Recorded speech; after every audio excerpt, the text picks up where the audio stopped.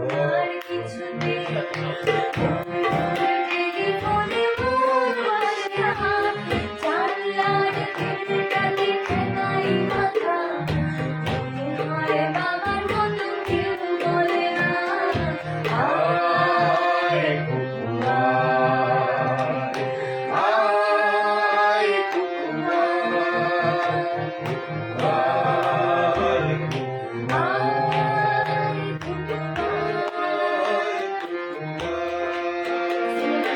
আরে রে আমার কাছে আয় মামুনি এ হাতটা ভালো করে ধর এখনই